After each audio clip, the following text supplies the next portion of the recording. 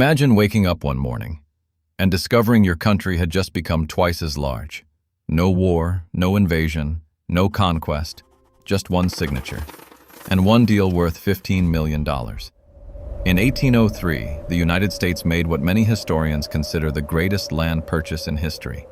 A single agreement transformed a young republic into a future continental power. But why was France willing to sell nearly 828,000 square miles of land?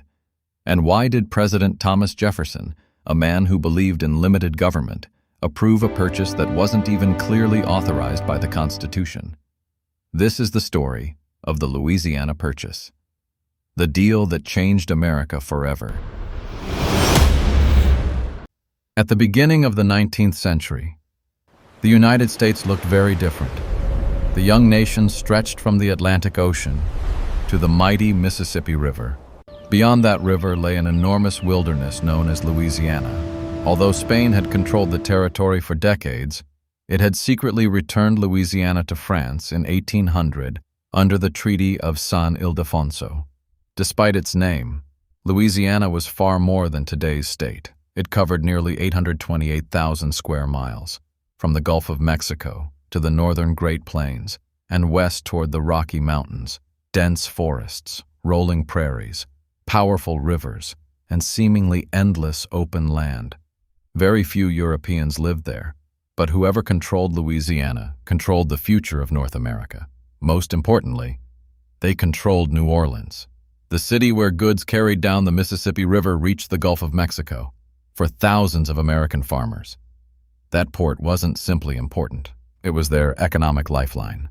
Without access to New Orleans, America's growing western settlements could be strangled before they ever truly prospered.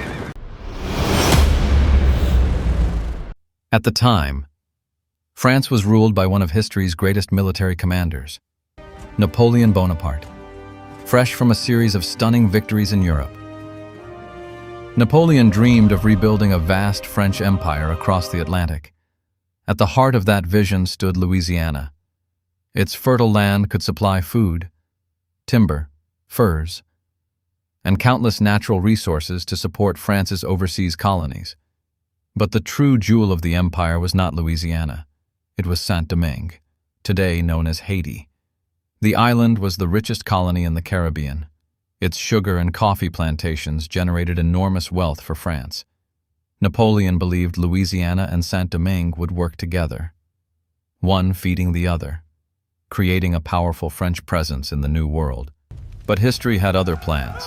In 1791, enslaved men and women rose in one of history's most successful revolutions. Led by Toussaint Louverture, they fought not only for freedom, but for the right to govern themselves. Napoleon responded by sending thousands of experienced soldiers to crush the rebellion.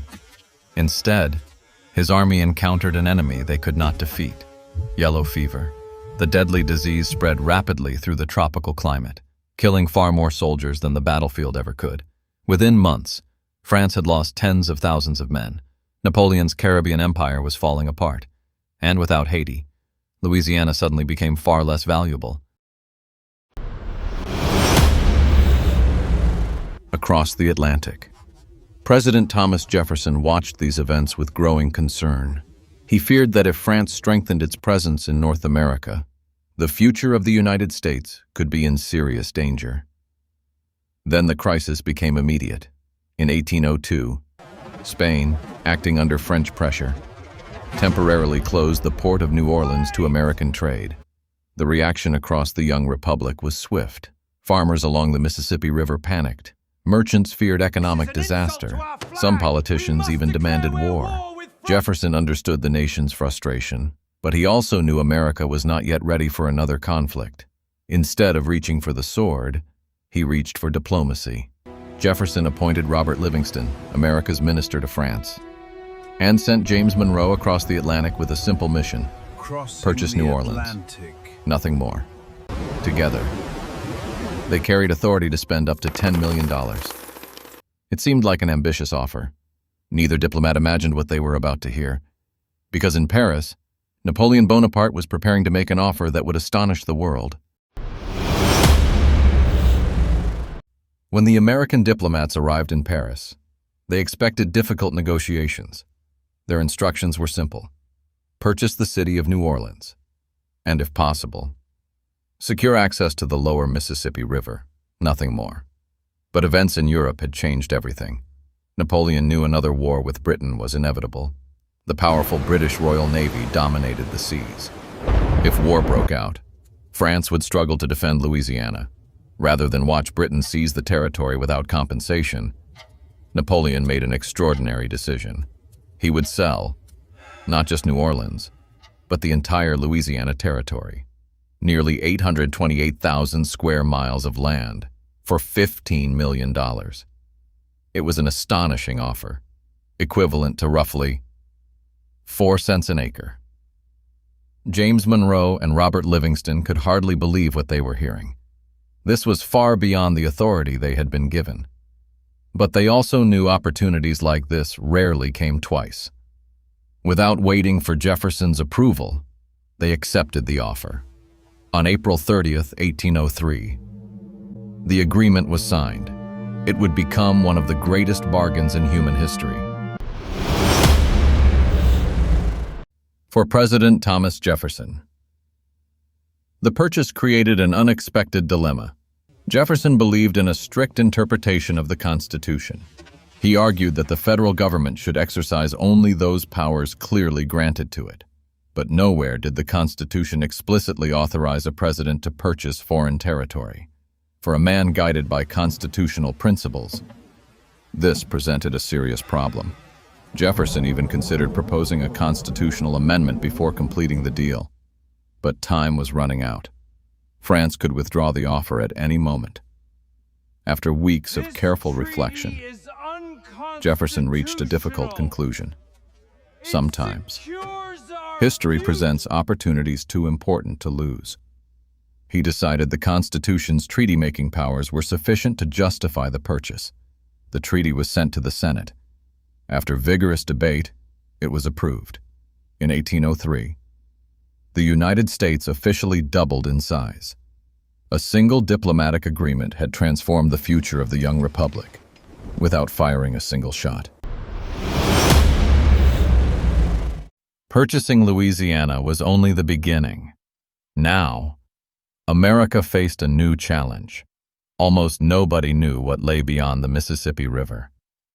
President Jefferson wanted answers. In 1804, he commissioned an expedition unlike any the young nation had ever attempted. He chose his trusted secretary, Meriwether Lewis. Lewis invited his longtime friend, William Clark, to share command. Together, they led the Corps of Discovery. Their mission was ambitious: map the newly acquired territory, study its plants, animals, and geography, build relationships with Native American nations, and, if possible, find a practical water route to the Pacific Ocean over the next 2 years. The expedition traveled thousands of miles through landscapes few Americans had ever seen, crossing vast prairies, navigating powerful rivers, and climbing the towering Rocky Mountains. Their journey transformed blank spaces on the map into knowledge. It revealed the immense scale of America's new frontier and inspired generations to look west. The Louisiana Purchase changed the course of American history. Over the decades that followed, millions of settlers gradually moved westward. New farms appeared, new towns were founded, and the purchase would eventually form all or part of 15 future U.S. states. For many Americans, it represented opportunity, land, prosperity, and the promise of a better future. But expansion came at a profound human cost. Many Native American nations were forced from lands their ancestors had lived on for countless generations. Treaties were broken, conflicts intensified, and entire communities faced displacement and hardship. The Louisiana Purchase opened a new chapter in American history, one filled with remarkable achievement and painful consequences. Understanding both sides of that story is essential to understanding America itself.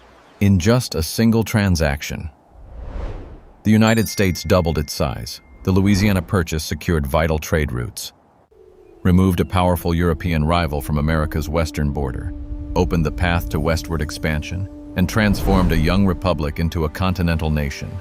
For just $15 million, America acquired one of the greatest land deals in human history. It wasn't simply a purchase. It reshaped the future of an entire continent.